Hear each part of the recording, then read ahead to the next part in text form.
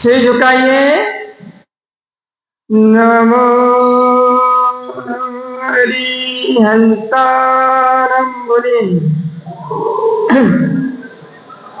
मैं अरिहंतों को नमस्कार करता हूँ। मैं अरिहंतों की शरण को स्वीकार करता हूँ। नमो सिद्धारं। मैं सिद्धों को नमस्कार करता हूँ। मैं सिद्धों की शरण को स्वीकार करता हूँ। नमो आचार्याणां। मैं आचार्यों को नमस्कार करता हूँ। मैं आचार्यों की शरण को स्वीकार करता हूँ। नमो उपाध्यायाणां।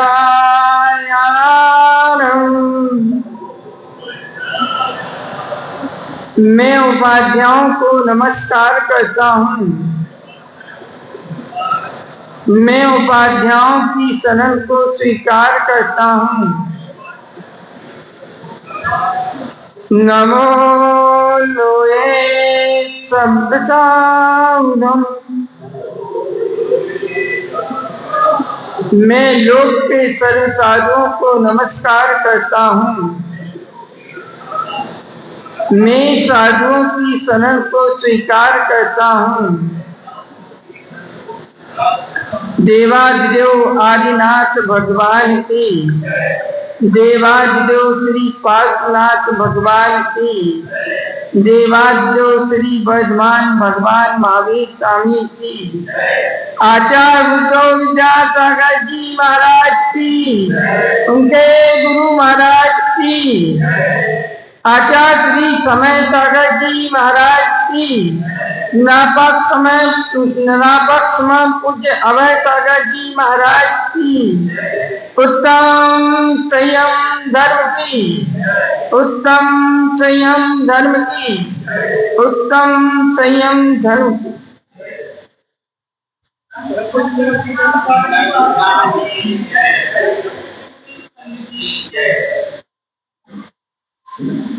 आज यह पर्व की गाड़ी ढलान की हो जाती है। आज पर्व का 6वां दिन। आपको अच्छा लग रहा होगा, है ना? ये ढलान की हो जाए, जल्दी ढले, जितनी जल्दी हो उतनी जल्दी ढले, ऐसा भाव आ रहा। इसी भाव का नाम है असंयम। जो ऐसा भाव आ जाए ये जल्दी ढले, ये पूरे होए, जो भाव ऐसा आता है उसे असंयम कहते हैं। असंयम कैसा होता है? ये देखो, विस्तारवादी होता है। संयम कैसा होता है? संकोचवादी, विस्तार को नष्ट कर देता। असंयम वृद्धिदर होता जाता है, देखते जाओ उधर, ये वृद्धिदर होता है। जैसे ही संयम आता है ये संकोचवादी नीति से चलता है। असंयम विस्तारवादी नीति को लेके चलता है, तो संयम संकोच को लेके चलता है। ये भारत देश है। आप कहाँ बैठे? कहाँ बैठे? इंडिया में नहीं। गुरुदेव कहते थे ये भारत देश, और इस भारत देश में आप बैठे। इस भारत देश में प्राचीन काल में क्या होता है बता? चुप मोहन। प्राचीन काल में दूध और घी की नदियां बहती। ये भारत, ये दूध और घी की नदियां क्यों थी? क्योंकि संयम, चारित्र था। इसलिए समृद्धि थी। चारित्र का विकास होगा तो समृद्धि बढ़ेगी, चारित्र का ह्रास होगा तो समृद्धि घटेगी। आज भारत में पानी बिकने लगा, बोतलों में, पाउच में पानी आ गया। आचार्य गुरु लोग कहते थे जिस देश में पानी बिकेगा वहां गरीबी, भूखमरी का सम्राट छाएगा। आप ध्यान रखो किस कगार पे जा रही हैं, ये स्थितियां क्यों हो रही हैं, कभी विचार किया। ये सब असंयम के कारण। संयम आज रह नहीं गया, संयम नाम वाले नहीं जाएंगे, लेकिन संयम धारण करने वाले पूंजी में गिनने का। इन मुनि राजों का जीवन देखो, यहां आके लगाओ, दृष्टि इनकी ओर लगाओ, कान मेरी आवाज की ओर। ये मुनि महाराज क्या कर रहे हैं, क्या कर रहे हैं बताओ? बैठे हैं और तुम भी बैठे, ये भी बैठे, दोनों बैठे, लेकिन बैठे बैठे असंख्यात मुनि कर्म की निद्रा हो। क्यों हो रही, क्यों हो रही? संयम है। संयम पाप कर्मों के ऊपर प्रहार करता। क्या सुना? संयम एक ऐसा हथियार है, ऐसा धन है कि वो पाप के टुकड़े टुकड़े कर देता, पाप को भटकने नहीं देता। ये संयम की विशेषता। धृति श्रावक जब समाहित करता है तो इतने कर्मों की निजरा कर जाता है वो, और मुनि महाराज जब आहार करते हैं वो श्रावक से कहीं असंख्यात गुनी कर्मों की निजरा और कर जाते हैं। एक आहार की क्रिया करते समय प्रत्येक पल सावधान रहते हैं। ऐसा नहीं तुमने दिया और उनने ले लिया, दिया दिया, गप गप गप, न गप है न चप है। वो पहले तो देखेंगे, उसका निरीक्षण होगा। मोदी जी ऐसे नहीं खा सकते कोई चीज, पहले उनकी वस्तु का निरीक्षण हुआ, जांच होगी। ऐसे मुनि महाराज अपने ही हाथों से उसकी जांच करते हैं, इसमें कोई जीव तत्व तो नहीं, कोई अजीव तत्व तो नहीं, इससे रहित है, भक्ष्य है, इसका ध्यान रखते उसे ग्रहण करते। इस कारण क्या से नहीं हिलाओ, इस कारण उनके कर्मों की निजा असंख्यात नहीं होती। एक बार आचार्य श्री से किसी श्रावक ने आके कहा, महाराज जब आप हमारे घर में आते हैं, हमारे चौके में आते, आपकी अंजलि तो नीचे रहती है, हमारा हाथ तो ऊपर रहता है, हम बड़े होंगे। क्या सुना? इसके आगे मालूम है? बता, कोई नहीं बताता, बताते ही तो हम बड़े हैं, ये अहंकार आ गया उसके अंदर कि हम महाराज से बड़े होते क्योंकि हम दान दे रहे हैं। तो आचार्य श्री क्या कहते हैं बता, किसी को मालूम? हाथ कांपता क्यों है? हाथ कांपता क्यों है? एक गिलास दे दे और ऐसे ऐसे होने लगता, क्यों हो रहा?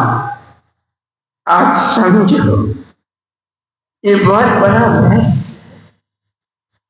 लेकिन मुनि महाराज नहीं कपते, ये भैया कराया जाएगा, ये भैया देख के दिया कि नहीं, ऐसा विचार वहां नहीं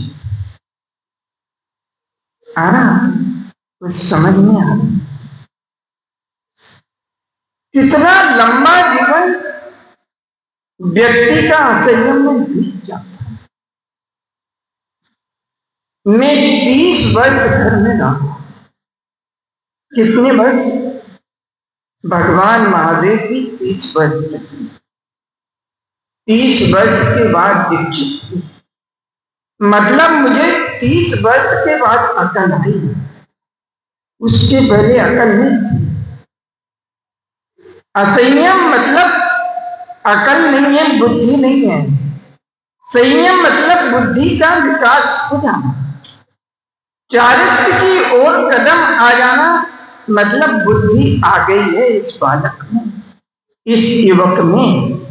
तो मुझे 30 वर्ष में आई। आचार्य गुरुदेव को तो बहुत कम उम्र में बुद्धि आई। आप सुनिए, एक बार का प्रसंग है, सुना दूं कि रहने में? सुना, सुनने में अच्छा तो लगता है। किन किन को सुनने में अच्छा लगता है? हाथ उठा।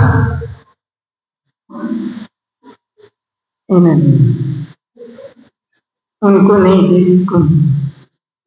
सुनने में किन किन को अच्छा लगता है ये पूछा। आप बताओ, गुनने में किन किन को अच्छा लगता? 2-3 हाथ, 2-4। गुनने की बात मत करो, संयम की बात मत करो। इधर से सुनने, इधर से छू छू, बस ये गुनने की बात। क्या कह रहा था मैं भूल गया, अब कौन याद दिलाए? क्या कह रहा था? बताओ बताओ जल्दी।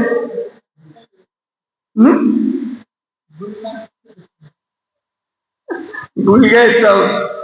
ये कह रहा था मैं कि मुझे 30 वर्ष की उम्र में अकल आई, उसके पहले अकल थी नहीं, बुद्धि का विकास उस समय नहीं हुआ।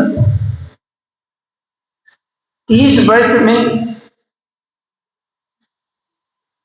ये अकल का विकास हुआ, तब मन में यही विचार आता था कि देखो कितना समय अपना असंयम के साथ बीत दिया। तो मतलब क्या हो गया? संयम कैसा है? दुर्लभ है। दुर्लभ मनुष्य का जीवन 12 भावों में बढ़ते, दुर्लभ से दुर्लभ है यह असंयम। संयम संयम ये दुर्लभ है। संयम का आना सबके जीवन में संभव नहीं, और ये संयम मिल गया, गृह त्याग हो गया, फिर 11 वर्ष तक लंगोट दुपट्टा को साफ कर दिया। ये क्या हो गया? लंगोट दुपट्टा था, ये क्या हो गया? ये देश संयम हो गया। क्या हो गया? देश संयम। और दूसरे संयम का नाम बताओ? सकल संयम। मुनि महाराज के पास कौन सा संयम होता है? सकल संयम। और व्रती श्रावक के पास देश संयम।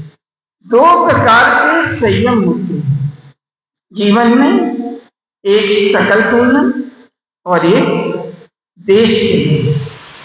यदि सकल संयम को ग्रहण नहीं कर सकते तो देश संयम की ओर आना चाहिए। आज संयम की बात, इंद्रिय संयम होता, प्राणी संयम होता, आपका कितना कंट्रोल है इंद्रिय संयम, आप विचार करें। आपका प्राणी संयम कितना कंट्रोल है, आप विचार करें। कंट्रोल मतलब संयम, बस में, आपके काबू में।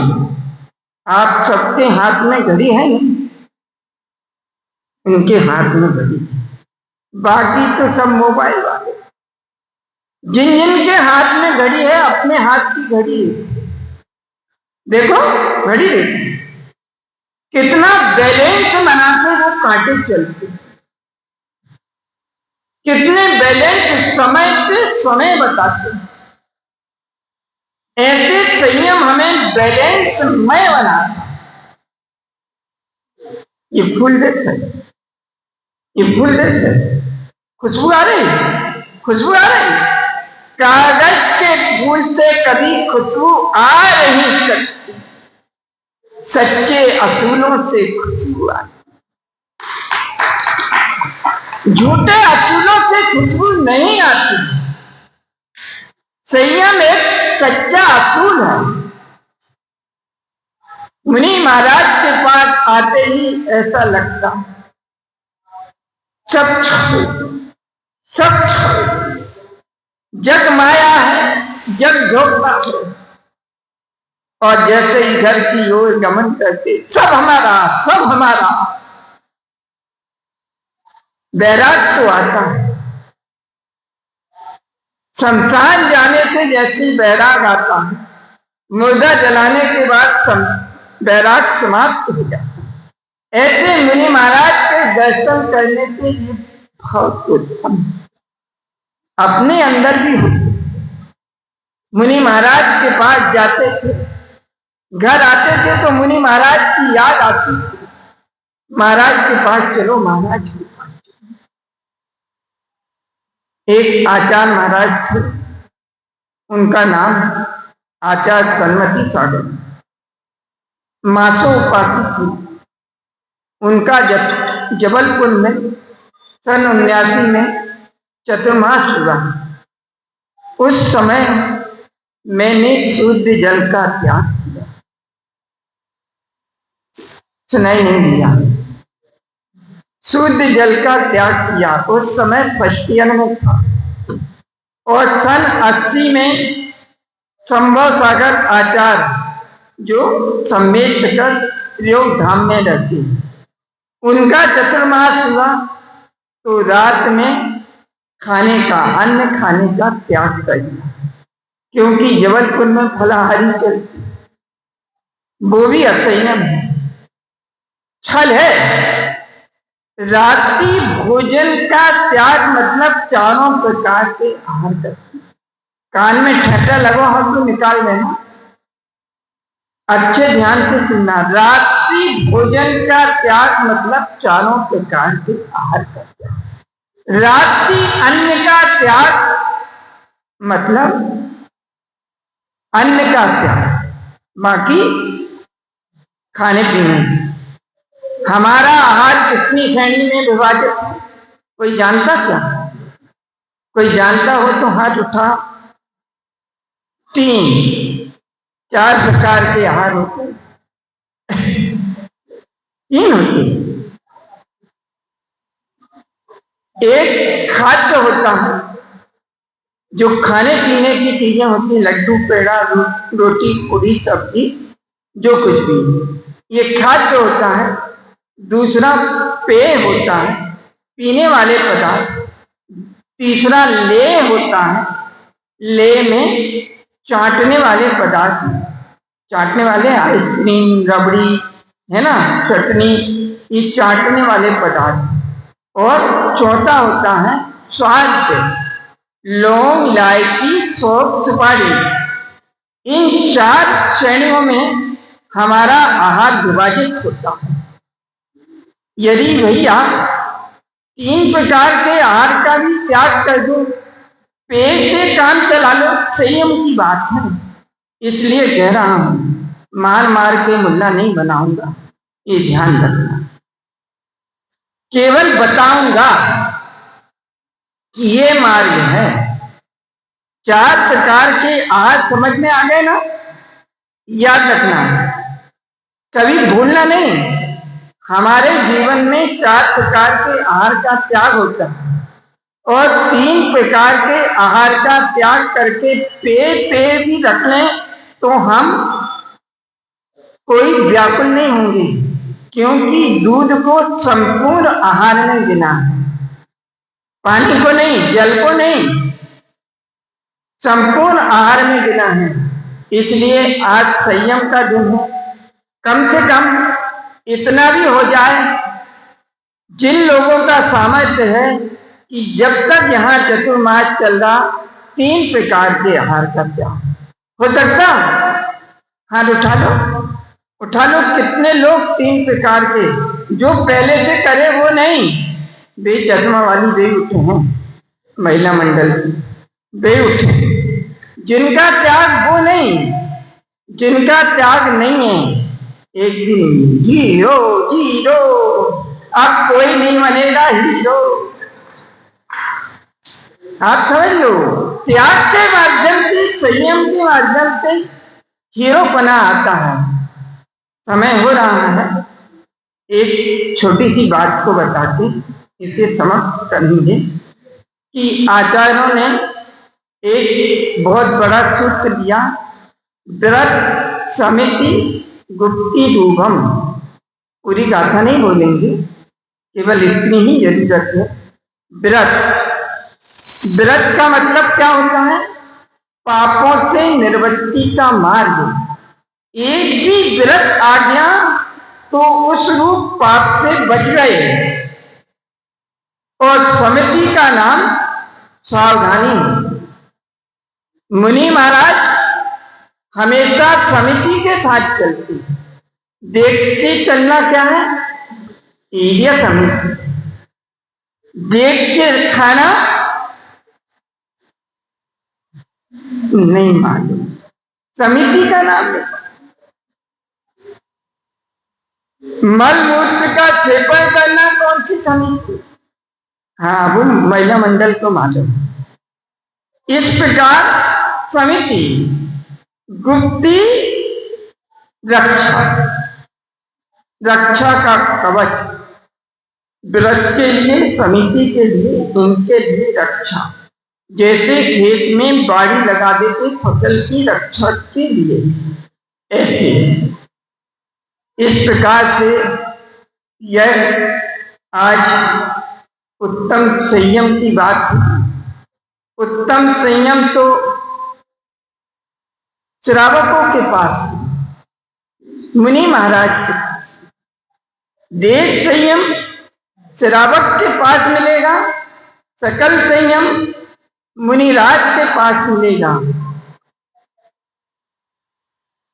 ये देख रहे हैं आप